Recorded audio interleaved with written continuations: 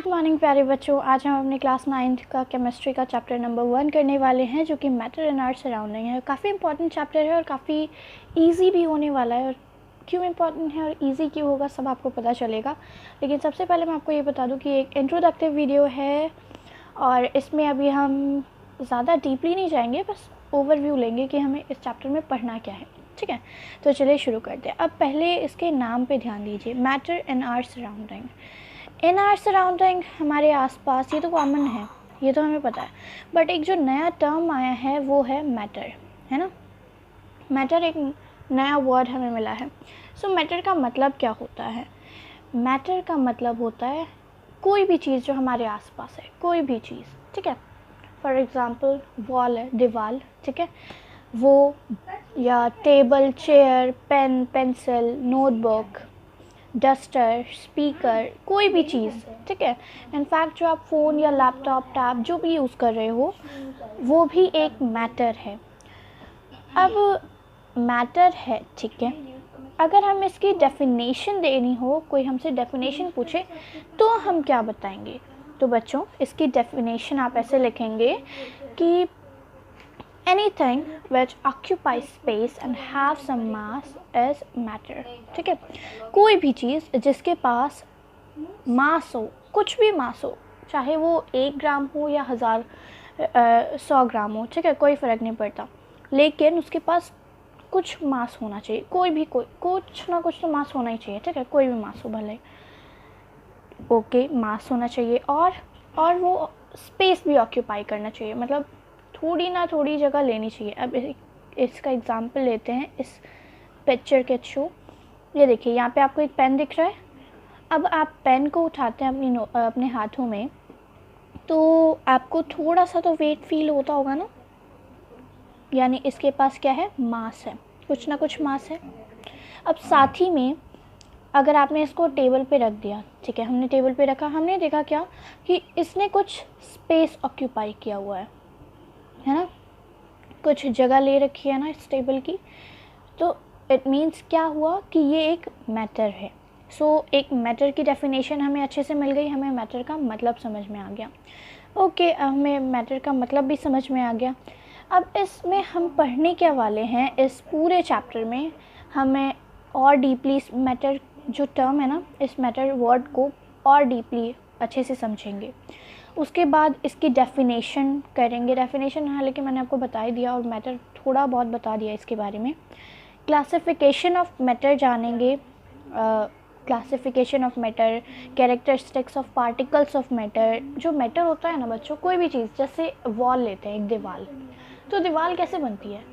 एक छोटे ईंट्स को, जो ईंट होते हैं, ब्रिक्स होता है ना, उनको हम क्या करते हैं, लगाते जाते हैं एक के ऊपर एक, और उसके बाद जब काफ़ी सारी ईंटें या ब्रिक्स जो होती हैं एक जगह हो जाती हैं, तो वो एक क्या पूरा वॉल बना देती हैं। मतलब एक ब्रिक से कुछ नहीं होगा, आपको उसके लिए क्या चाहिए होगा? काफ़ी सारी ब्रिक्स। और जब काफ़ी सारी ब्रिक्स मिलती हैं तो एक वॉल बनती है, और वॉल बन गई, ठीक है। अब उन्हीं वॉल्स को मिलाकर क्या बनता है? पूरा घर बनता है ना। वैसे ही सेम ऐसा ही होता है हर एक मैटर के साथ। जितने भी मैटर होते हैं ना, मैटर हमारे आसपास जितनी भी चीज़ें हैं वो पार्टिकल से मिलकर बनती हैं। अब उन पार्टिकल्स को हम एक नाम देते हैं जो कि है एटम। ठीक है, एटम। इसको हम 3rd चैप्टर में और अच्छे से पढ़ेंगे, बट थोड़ा सा बता देती हूँ। अब ये जो बहुत सारे पार्टिकल्स हैं जिनको नाम दे दिया हमने एटम, एटम होता क्या है? तो बच्चों, आपने मान लीजिए एक चॉक लिया, ठीक है, उसको जब आप छोटे उसको आप ना ऐसे रगड़ के देखो, या जब मैम बोर्ड पे लिखती हैं तो आपने देखा होगा नीचे कुछ ना छोटे छोटे पार्टिकल्स गिरते हैं उसके, तो उन पार्टिकल्स से ही मिलकर पूरी चॉक बनी होती है। ठीक है, इट मीन्स आपको एक चीज़ क्लियर हो गई। क्या क्लियर हो गई? कि मैटर जो होता है ना, वो छोटे पार्टिकल से मिलकर बना होता है। ठीक है, इनफैक्ट ये पेन, ये बॉक्स, या कोई भी चीज़ जो आपके आसपास कोई भी चीज़ है ना, वो सारी किससे मिलकर बनी है? एक पार्टिकल। एक पार्टिकल नहीं, बहुत सारे ग्रुप्स ऑफ पार्टिकल्स से मिलकर बनी होती है। ठीक है, और उन पार्टिकल्स को हमने क्या नाम दिया था? एटम। अब जब बहुत सारे एटम मिलते हैं ना तो वो एक मॉलिक्यूल बनाते हैं। क्या बनाते हैं? मॉलिक्यूल। यानी कि अ ग्रुप ऑफ एटम जब होता है तो उस ग्रुप को हम क्या कहते हैं? मॉलिक्यूल कहते हैं। ओके, हमें ये भी समझ में आ गया। अब हम प्रोसीड करते हैं। अब इस जो एटम वर्ड है ना, या जो पार्टिकल्स हैं, इसके बारे में थोड़ा सा और जान लेते हैं। सो इसमें बच्चों हम फिज़िकल प्रॉपर्टीज़ ऑफ मैटर जानेंगे, ठीक है? Physical properties of matter, particle नहीं, मैटर। सो मैटर अभी मैंने आपको बताया किससे बना होता है? Matter made up of particles. Matter बहुत ही छोटे छोटे छोटे छोटे पार्टिकल से मिलकर बना होता है। और वो जो पार्टिकल्स होते हैं ना बच्चों, मैटर के, वो बहुत ही ज़्यादा स्मॉल होते हैं। इतने स्मॉल होते हैं कि आप अपनी नेक्ड आइज़ से तो देख ही नहीं सकते उसको, ठीक है? मतलब इतने स्मॉल हैं, सोचो कि आप उनको अपने नेक्ड आइज़ से देख ही नहीं सकते, उसके लिए आपको माइक्रोस्कोप की ज़रूरत पड़ेगी, ठीक है? अच्छा, ठीक है। अब हमें ये पता चल गया कि जो पार्टिकल्स होते हैं मैटर के, वो बहुत ही ज़्यादा स्मॉल होते हैं। आपको एक बात बताऊँ, एक फैक्ट, जो एक ड्रॉपलेट ऑफ वाटर होता है ना, मतलब छोटी सी बूंद पानी की, वो इतने पार्टिकल्स को अपने अंदर कंटेन करती है। सोचो कितने ज़्यादा हैं, 1000 एट 21 टाइम्स। कितने ज़्यादा छोटे पार्टिकल्स होते हैं वो, तो हम पॉसिबल ही नहीं है उनको देख पाना, ठीक है? होप आपको समझ में आ गया होगा। नेक्स्ट चीज़ जो है, हमें नेक्स्ट प्रोसीड करते हैं, आगे देखते हैं हम। आगे हम क्या पढ़ेंगे? Characteristics of particles of matter.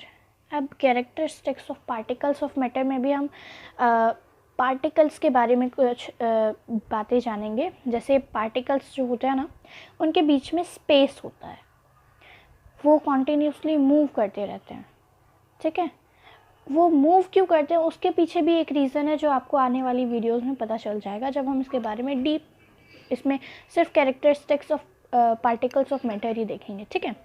फिर वो एक दूसरे को अट्रैक्ट भी करते हैं, ठीक है?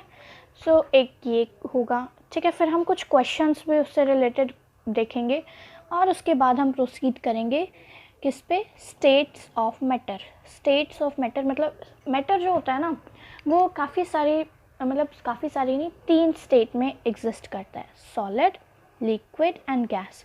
इन तीनों के जो है ना, इन तीनों के बारे में डीपली हम जानेंगे अच्छे से, इनकी प्रॉपर्टीज़ को देखेंगे सॉलिड, लिक्विड और गैस में, ठीक है? फिर अब इसको जानने के बाद हम टिंडल इफ़ेक्ट, जो कि काफ़ी ज़्यादा इम्पॉर्टेंट है, वो भी जानेंगे। टिंडल इफ़ेक्ट आपको आगे पढ़ाया जाएगा, बट इस चैप्टर में हम थोड़ा सा, सेकंड चैप्टर में है टिंडल इफ़ेक्ट, बट हम थोड़ा सा इसके बारे में ना जान लेंगे। इसमें है नहीं, बट जान लेंगे थोड़ा सा। और भी काफ़ी सारी चीज़ें हम पढ़ने वाले हैं। सो ये चैप्टर काफ़ी ज़्यादा इंटरेस्टिंग होगा। इससे आपको पता तो चल ही गया होगा कि हम पढ़ने क्या वाले हैं, है ना? तो बेसिक आइडिया हो गया होगा। तो इसी के साथ हम वीडियो को ख़त्म करते हैं और मिलते हैं नेक्स्ट वीडियो में, जिसमें हम जानेंगे किसके बारे में? फिज़िकल प्रॉपर्टीज़ ऑफ मैटर और characteristics of particles of matter. ये 2 चीज़ें हम बेसिकली उस वीडियो में पढ़ेंगे। So thanks for watching.